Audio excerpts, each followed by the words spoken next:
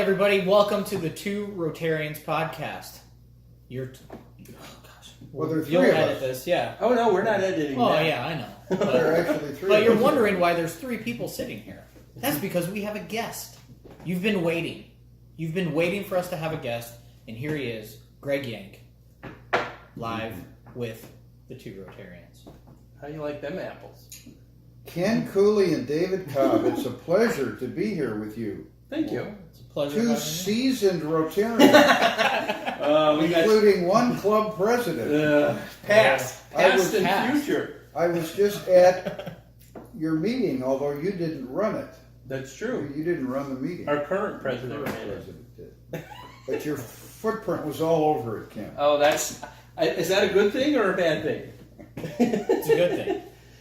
Very good. David and Ken, my gosh. What did Greg's thinking? What did I get? What did I do? All right. Well, we don't have a lot of time to go over Greg's bio, because if we did, you wouldn't watch the whole video. It's so long, I can't cover all of the different things. But he's been a Rotarian since 1978. He's a past club president. He's been a district governor twice. Holy moly. And currently, he is an RI director for Zones 30 and 31, which covers 26 districts, 13 states, 1,300 clubs, and over 60,000 Rotarians. Wow. How Including awesome the is two that? of you. And Well. including the two of us, Right. which is how we got him here. We know him. Yes, I'm happy to be here to talk about a subject I love, David. Yes, we all do. So, for the people who might not know, what is your role as an RI director for Zones 30 and 31? I am one of 17 from around the world that serve on the governing body of Rotary International. Plus, you have the president and president-elect that make up a full board of 19. We are selected from geographic areas around the world. I was selected from Zone 31. We are paired with another zone, geographically Zone 30. And our job is to set policy for Rotary International, to govern Rotary International, to communicate and set the vision for what our organization wants to do, to review our goals and our strategic plan.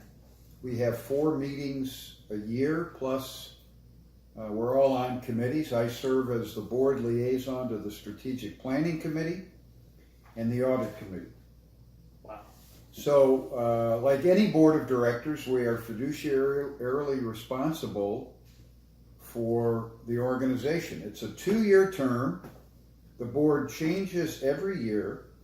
So I'm a second-year director, and my term will end June 30th, 2019. It's been an honor and privilege, again, being selected from a zone to represent all Rotarians around the world. As a director, even though you're selected from a particular area, you represent the Rotary world. So when we make decisions in the boardroom in Evanston, we have to think about what's good for Rotary International. And a lot of Rotarians don't appreciate the fact that we are international. We have different cultures. What works in North America may not work somewhere else. Yeah. And that's the intriguing part of being on this board, working with Japanese, Koreans. We have a colleague from England, South America. We have one from Australia. So it is just a delight to help this organization in the role I'm in now. Now, I am a past district governor, and you know there are only 2 kinds of past district governors, guys. Those that talk too much and those that are deceased. Well played. Yes. So I got a question for you. How did you get into that process? Like, is it a voted position? Is there a steel cage match that you guys get into? How do you get chosen? I was the last person standing after a fight.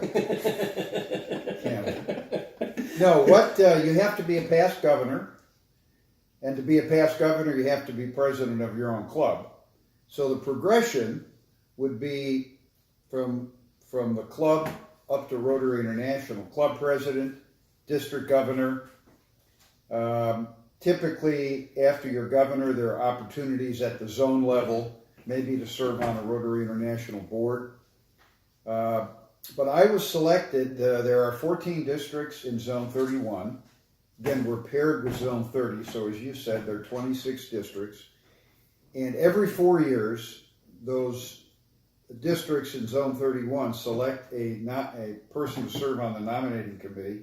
And there's an interview process, and they select the directors. So in our case, every 4 years, someone from Zone 31 has an opportunity to serve on the Rotary International Board, including the two of you. I interviewed in 2011 and was not selected, and so I decided to try it again in 2015. And so my term is started in July of 2017 and ends June 30th of 2019. So July 1st, is there a party that's going to happen? My wife is throwing a big party. Yes, because It is a look. travel. It is a wonderful opportunity to serve Rotary. You know, it's another job in Rotary. You know, you guys you've been club president. Nope. Oh, you haven't. Nope, not yet. Not yet. This yet. guy over here is twisting my arm. David- What happens when you David have a Cobb- 4-year-old? David Cobb has held out. But Somehow. he will soon be tapped. But you know what I like to tell Rotarians, because a lot of times people come up to me and ask me for jobs. Yeah. You know, because as director, we've got opportunities at the zone level, and here's what I say. Do a good job of what you're doing. If someone asks you to do something in Rotary, don't say no, even though it may not be your sweet spot, may not be something you really like, because you never know who you're going to meet, what you're going to learn, and where that might lead you. So that's what I tell people when they say, you know, boy, can I get involved at the zone level? Just do a good job with what you've got, and opportunities will come. Let Rotary come to you is what I sort of say to people. Yeah. And I think there's an appropriate way to be aggressive. Let people know that you're interested in moving up in Rotary, but you got to be careful that you don't come on too strong. Well, I always assumed like in a position sort of like yours, or even moving up, it's not a position that you would politic for, per se. Politicking in Rotary, at least for the directorship and even district governorship and really any opportunity, we don't we look down on that. In fact, if you do politic, you can be not just reprimanded, but you can lose your position. Oh, okay. If there's been politicking, canvassing, solicitation involved, that's a no-no. We're out. Because of this show. Because of this show, we're out. We'd have to give the other candidate a whole podcast. Right. Yeah. We would. So you're over halfway through of your directorship. Can you talk to us a little bit about zones 30 and 31 and what you've seen as you traveled around, and what do you think the trends are and where we're moving in Rotary and within our two zones? Well, as you said, we have 13 states. We're soon going to add 5 more districts. We'll have all of Ohio. Now we have 2 of the 5 districts in Ohio. We'll have all of Oklahoma. We're adding 2 new districts. Every 8 years, Rotary is required, per its constitutional documents, to rezone. There are 34 zones in the United States, and a zone is just a geographic collection of districts. We have 538 districts in the world, ranging anywhere from 700 to 6,000 Rotarians. But based on membership growth and where members are in the Rotary world, we are required to look at that and rezone. In other words, some districts fall below 1,100, which is the magic number, And if you fall below 1,100 as a district, you are given a couple years to get your numbers back up. And then if not, Rotary rezones you. You'll be assigned to another district. Districts can consolidate. In zones 30 and 31, we've been very fortunate this last round, and really in the last 2 rounds, we have added districts and we've not lost districts, even though our membership this last year in Rotary year 17-18, we lost about 1,100 Rotarians in our 2 zones. Wow. Yeah, and in North America, guys, this has been the trend over the last number of years. We have lost members. Now, Rotary worldwide has been stable.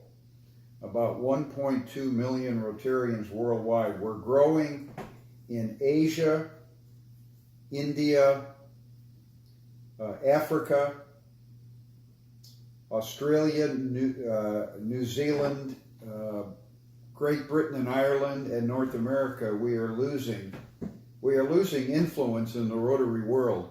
This is the first year the United States has been less than 29% of the Rotary world. Wow. Less than 30%. We're 29% now. 8 years ago, we were 36%. So for some reason, Rotary in North America and other places around the world are losing members. Last year, we brought in 160,000 members, and we lost 160,000. Yeah. It's the revolving door. It's a revolving door, and this is a whole nother discussion on why are we losing membership in certain parts of the world and growing in other parts of the world. We can get into that a little bit later, but the reality is that Rotarians experience Rotary at the club level. Yeah. We have one product, and that's the club experience. And you guys are in a small club. I like your club. I don't get there very often. But I'm in a club, what I would call a legacy club. We're 90-some years old. We've got 85 members. We meet 4 times a month. And we bring them in and we lose them. So we've sort of been flat from a growth standpoint. But if that experience at the club meeting doesn't match what the person thought or were sold when they said, I'd like to join your club, if that match isn't there, they're not going to stay. Yeah. And you guys are younger than I am, and what do young people want today? Do they want to come to a club that meets 4 times a week with food that costs X number of dollars? Some of our clubs aren't terribly interested in service. A lot of them are. You guys do a lot of service. Aren't you down at St. Joseph's Center? Yeah. This past week? Yeah, we had not to interrupt, we had a great service project that we've been ongoing with this community. It's a Joseph Center in East St. Louis. We talk about it all the time with the podcast. You're on the board now, aren't you? I'm on the board at the Violence Prevention Center. Violence Prevention Center. That's a whole other story. Yeah. But Reverend John at the Joseph Center in East St. Louis, it's a transitional living facility for homeless veterans. And they offer drug and alcohol counseling, job skills. And the first, Dave's heard this story a million times. The first time we went down there, I said, "Okay, we're going to look at this. We're going to clean this up. We're going to try to build a pavilion. We're going to do this. We're going to do that." And Reverend John was just sitting there going, I'm never seeing this guy again. Yeah. And we came back a couple weeks later, and I said, "Okay, this is what we're going to do. We're going to do this." And he's like, "Ken, you're the first guy to come back." Mm-hmm. I said, "What do you mean?" He's like, "Yeah, we've had promises left and right. You guys are the first people to come back." Mm-hmm. And even we cleaned up Saturday. We did a few projects. We had Ralph Zucchi and a few other people, Kevin and Trish from the Fairview Heights Club, helping us clean up that place.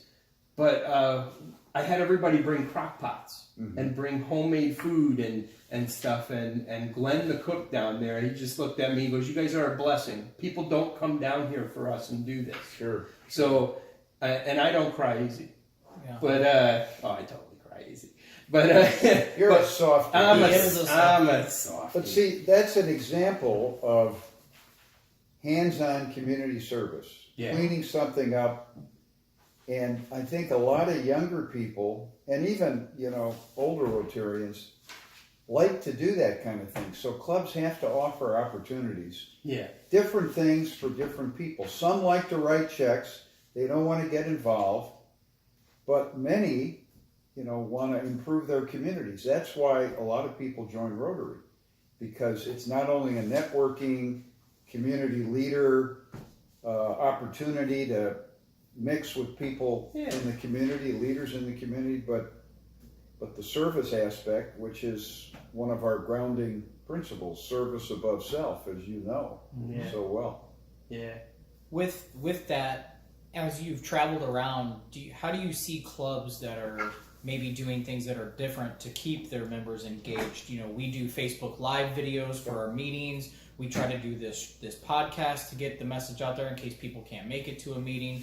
There's got to be some maybe unique things that are going on that you've seen that will help us retain some members. Well, we're seeing some clubs have family memberships, corporate memberships, where a company wants to come in and one person can't make all the meetings, so you have 4 or 5. We're seeing their growth there. We're seeing more flexibility. Some clubs have decided maybe they'll meet twice a month and maybe do a service project one of the 4 weeks. We're encouraging innovation. We are an old organization. We're 113 years old, and we have a lot of our clubs haven't changed in a while. And trying to get them to think differently, or maybe continue what they're doing. A lot of people like going to their meetings. That's where their friends are. Yeah. And that's okay. But Rotary has to, I think, open the doors a little bit if we want to attract younger people. What do they want to do? What attracts younger people? And not only younger people under 40, because in the Rotary world, only about 6% of our Rotarians are under 40. Wow. About 75% of our Rotarians in North America are 50 and over. Wow. And in Great Britain and Ireland, the average age is 74 years old. So, Wow. I think our strategic challenge in Rotary is how do we remain relevant 100 years from now? Yeah. Sure. How do we remain relevant? What do we need to do? And part of that is clubs have to experience different things. They have to experiment with different things. You don't have to meet every week. We encourage people to to go to other clubs and make up. Perfect attendance. I admire people that have it. I have it, but it's more important that they get involved rather than attendance. So we try to say engagement, not so much attendance. And what's engagement? It's being involved in community projects that the club sponsors, the service projects. It means supporting the club when they're doing fundraising. It's an exciting time right now to be in Rotary and to certainly be on the board of directors. I bet. And it's kind of interesting what you talked about there with staying engaged, because I do know some people that are in that under 40 category. I've talked to them about coming to Rotary, and I get the I'm so busy with work and I travel a lot and all this, and I keep telling them, hey, I've gone to 2 Rotary meetings in Florida when I've gone to Florida, and visited different clubs down there, and they love it, and you'll learn a lot of things that they do is different from your club, and you kind of get to see that and take things back to your club about what other clubs are doing, and it's a unique experience to be able to do that. When you are a member of a Rotary club, the doors are open to you internationally. Catherine and I have traveled extensively. We've gone to Rotary meetings in different countries. You meet people, and instantaneously, because you're a member of a Rotary club, they open their arms, they help you. We've had tours from people that have said, "What are you doing this afternoon? Let's show you around." In fact, Saturday we're going to Sicily. A Rotarian colleague of mine is on the board. He's a first-year director. We are going to see them. It's not a Rotary event, although they are going to have a couple of Rotary meetings. They want me to meet some of the Italian Rotarians, but we are traveling with our daughter, Kent Julia, for 6 days, and it's all because of the Rotary connection, right? Sure. Really. When you think about your friends, in our case, many of them are Rotarians. Because good people gravitate towards Rotary, I think. That's a great way to put that. I made a conscious effort in my life to cancel out negativity and get away from negative people and change, the philanthropic lifestyle and try to kind of give back to the community. And the minute I did that, I found Rotary, and I found this, and we joke about it all the time, but we are a family in our club. We have the crazy uncles. I'm probably the crazy uncle. But it's a big family for us, and every Thursday it's I think of it as a blessing to kind of talk to Dave about hockey or whatever. I think that the reason I have stayed in Rotary is because of our core values. We are an organization that makes a difference. Yeah. In our community in the world. We are an organization that is here to improve lives around the world. We are apolitical, we are non-religious, we value human life equally, we have a preference for the disadvantaged, disenfranchised, the poor in the world, looking at the projects we do with our 6 areas of focus. You guys know our core values of service, integrity, ethics, leadership, diversity, friendship is what Rotary was founded on. Those are important to me at this point in my life, to work in an organization as a volunteer that stands for something in today's world. It helps me make sense out of some of this craziness. Sure. And then, of course, our motto of service above self and our 4-way test that you guys say at your club meetings. We do. Those 24 words. Is it the truth? Is it fair to all concerned? Will it build goodwill and better friendships? Will it be beneficial to all concerned? That is a gold standard for us as Rotarians to say, are we living the 4-way test in our personal and professional life? That's why I stay in Rotary, because it's an organization that's making a difference.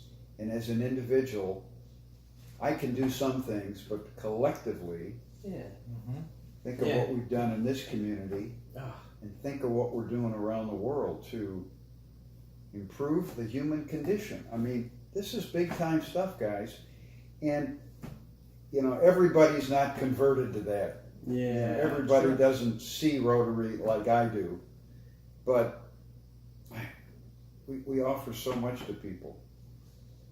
Not only a chance to make friends and network, business networking, mentoring, education. People come and speak at our club, and if that's done well, you can really learn something. And then our community involvement. Think of what this community would be like without our 3 Rotary clubs. That's true. That is true. We've got 3 Rotary clubs in O'Fallon, Illinois, a town of 30,000. Our club's 85. Your club's what, 20? We're at 18 right 18. The Catherine's club is at about 60. So we've got about 175 people.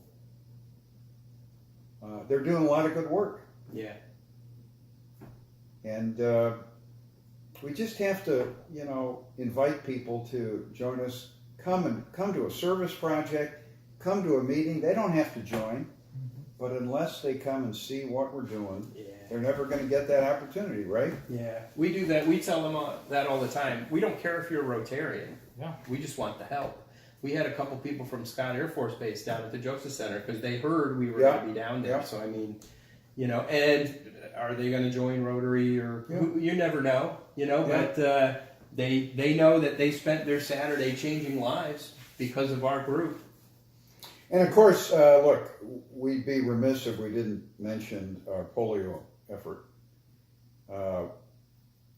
People say, what does Rotary do? And I say, well, we are the lead not-for-profit organization eradicating polio. Polio? Yeah, it's still here. Yeah. Mm-hmm. We've had 27 cases so far this year in 2 countries, basically, Afghanistan and Pakistan. And we made a commitment back 30 years ago. We took on being the lead not-for-profit agency, working with others, the Center for Disease Control, the World Health Organization, UNICEF, to eliminate a disease that in 1985, as you guys know, had 350,000 cases a year. Polio was in 125 countries. We've cut that down now to basically 2. Got 27 cases. This will be a signature achievement. Oh, yeah. When polio is eradicated, and our organization has been right there. And of course, in 2007, the Gates Foundation joined us, gave us a lot of money the last few years. Oh, yeah. They're giving us $100 million if we raise 50. We have to continue this fight to eliminate polio. We made a promise to the children of the world, and we keep our promises. That's another great thing about our organization, Yeah. And we're all part of this. Whether you've been on an immunization day, I've given drops to kids. Squeezing those drops, a mother hands you a baby. Catherine's done this in Nigeria. I was in Malawi. They hand you their baby. They don't know who you are. And then you put those 2 drops in, and you realize that kid's going to be spared polio. From polio. And it's so powerful. Yeah, It's amazing. To, again, be part of that great humanitarian crusade. And this will be only the 2nd time in history that a disease will be wiped off the face of the earth. And it's because we've been involved here. Yeah, guys. Yeah, it's amazing. Really? Oh, it Yeah, is. it's powerful stuff. I just think about Ralph sitting there on his bike. Yeah. Ralph Zuki. Yeah. Great guy, and we talk about him on the podcast a lot too. But we saw him Saturday, and that's why I bring him up. But 822 miles from Fairview Heights to Toronto. He cycled a rickshaw. Yeah. Raised about $2,300, I think. $24,000. $24,000. Yeah. And we joke. We always talk about it all the time. We're looking for that people who be that hero. Mm-hmm. That guy's that hero. Yeah. Just and so we were talking to him Saturday, and we did a quick video. But just in talking to him, he was like, "Ken, I found something I love. I love to talk, and I love to ride my bike. So and I put the 2 together and raised $24,000. Yep. I mean, it's people like that. It's people find their place when they join a Rotary Club. Yeah. Some just like the friendship and the camaraderie. Some like the service. Some like to come and hear speakers. Some like to just feel part of the community and giving back. Yeah. And I think as we get older, some people never get it, but as we get older, I think there's a need, sort of an internally driven need, to say, you know what, I've been given a lot in my life. What have I given back? Yeah. And Rotary is a way to give back, to make your community and the world better because you've been here.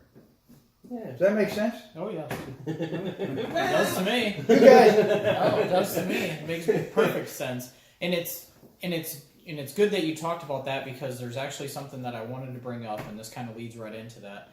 Is I read just the other day, and I made a little note of it, that the Rotary Foundation, for its 11th consecutive year, has received 4 stars, which is the highest rating from Charity Navigator. Yeah. And they're an independent, contractor that rates charities for how they spend their money, what they're doing with their money, and Rotary 11 years in a row, 4 stars, highest rating. Yeah, and What is it? Can you elaborate? What does that exactly mean for someone who's not a Rotarian? Who it means that when you give your money to our foundation, No, go for it. You've done this once or twice. when you give money to our foundation, and it is our foundation, it's really the engine that drives our good works around the world. Water projects, saving mothers and kids, economic and community development, basic education and literacy, peace. Peace is an overarching event, overarching goal. What 4 stars from Charity Navigator means is that they have looked at our organization, and we are transparent and accountable. 93 cents of every dollar goes to the project. And that's pretty darn good. So they look at all that. They look at administrative expenses. So when you give to the Rotary Foundation as hopefully your charity of choice, you know that your money is going to an accountable, transparent organization, financially solid. We have a donor advice fund set up through Rotary, where we put money in, and then we can write checks to charities, including Rotary and other charities, and you get a one-time tax deduction, and then you can use those funds to write checks. So it's our foundation, and last year we did 1,300 global grants. Oh, wow. We did 500 district grants. You guys every district gets a block grant, depending on what you contribute to the foundation. But we ask Rotarians to do 2 things. Bring someone else into the club, right? Sponsor someone else, and give $100 to our foundation. And not everybody does it. But that's what we ask them to do. But our foundation is responsible for all the good things we're doing in those areas of the world that are less fortunate than we are. Yeah, that's great. I mean, what were you going to say now? Exactly that. Exactly that. Let's word check for his word. notes Word here. for Okay. Yeah, I mean it's powerful, and there's a leverage with share, and we don't have to get into all that, but we make cities and the world a better place to be. I believe that, and that's why Rotary gives me energy and focus and a lot of happiness, because I know I'm part of something bigger, right? Yeah. Right. Yeah. Well said. Yeah. I got a question for you. Well, actually, it's more of a statement. So, both you and Catherine have been to several district conferences. In relation to us in District 6510, you guys were here this year. Yep. We had an amazing conference this year. This was, and not to downgrade any other conference that I've ever been to, but the speakers this year were insane. John Germ, right, past president, Eric Libke, who is fighting child slavery in Nepal. Just when we say be that hero, there's that guy. He's fighting he's on the front line. Big Rich, Beryl Cotton, who is just this this ball of energy. Just the speakers here were amazing. If on a district level, where do we stack up to other districts? And I don't want you to be like, hey, this district I went to a couple of years ago, they were terrible. But as far as on the district level, how do we stack up around the world? I'm very proud of our District 6510. We have about 1,480 Rotarians in 48 clubs. Got a lot of, we got several people in leadership positions in the zone, which is above the district. And our conference was great. I mean, I like to say we're small but mighty. We getting a past president to come, John Jerem, was really, you don't see that very often.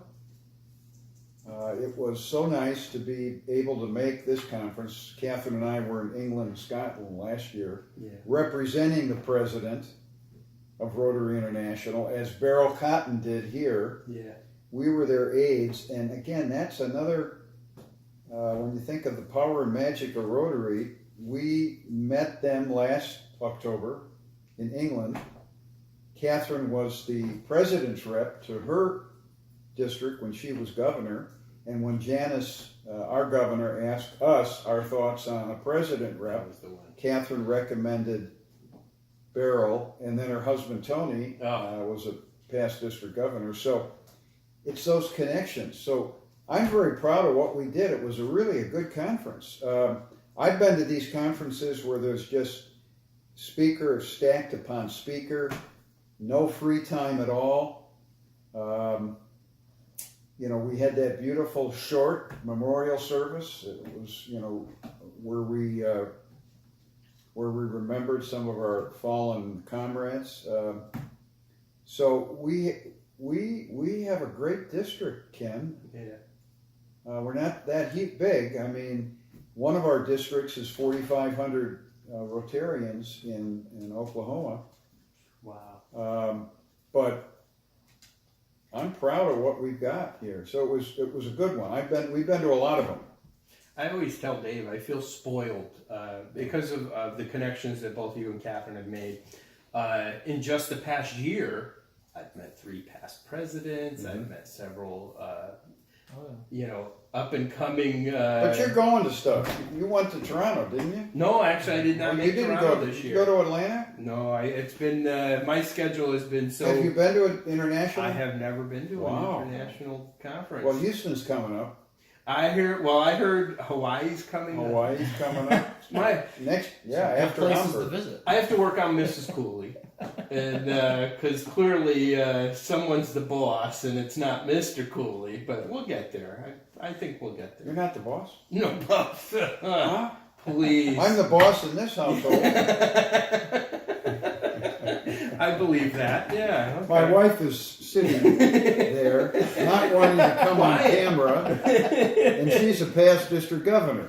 No, but you know, we're spoiled because of you guys. Because I've met so many people we would never have met.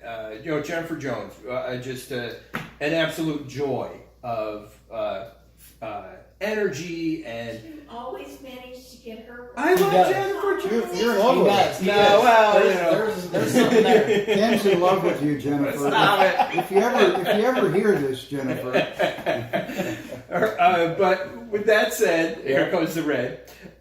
You know, just meeting these people, to me, I grew up in a small town in Connecticut, and you know, once we decided to get into Rotary, and I toured up and down the East Coast with my rock band, and didn't get as much enjoyment out of that as I get meeting people with Rotary. So You're the converted. I'm totally, I got problems. Your wife's talked to me. Yeah. Your wife's talked to me. Mrs. Cooley has, we're working on her, but yeah, we're getting there. Look, the Rotary opens up a whole different world for you, seriously. And if you take advantage of it and get active, I like to say it's the best hour of my week. Yeah. You know, the best hour of my week. You know, the value, there's got to be value there for people's time, energy, and money.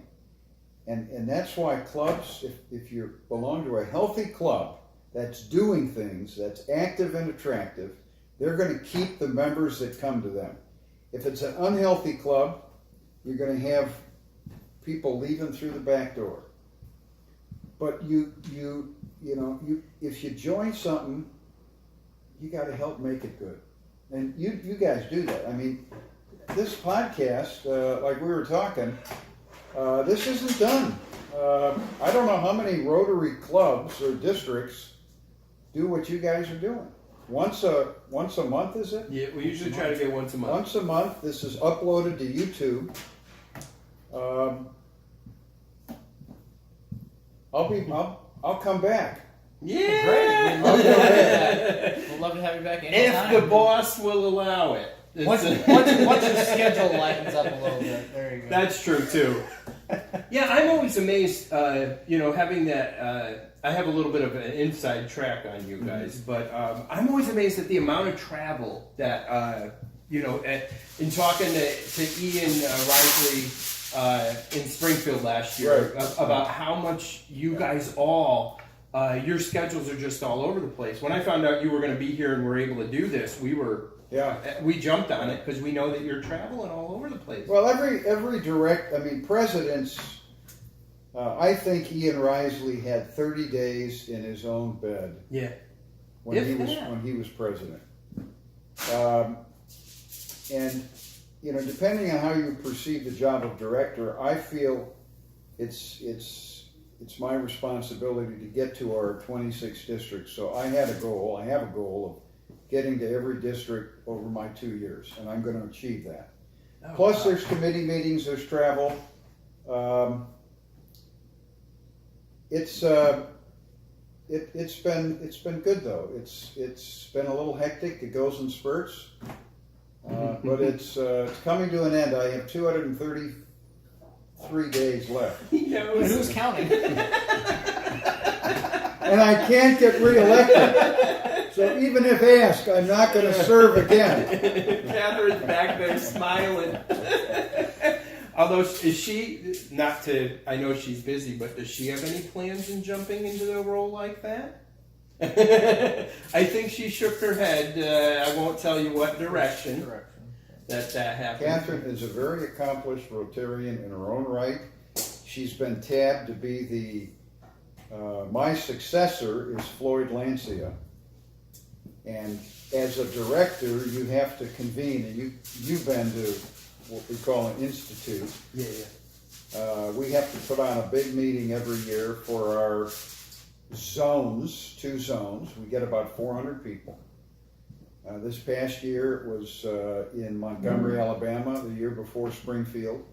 Floyd, my successor, is doing Fort Wayne in 2019, and probably Norman, Oklahoma in 2020. And Catherine is the Institute General Chair. Oh, wow. For that meeting. It's a big job. That is huge. So even though I will exit my responsibility, I will follow Catherine around. Oh, good. I always found it fascinating. I mean, you guys have always, both past district governors have put your lives, really this is the focus. We all have side jobs, or I shouldn't say side jobs, but a job. But we all have a paying job. Like side job. But I'm always impressed at the effort that you guys, both of you, put in.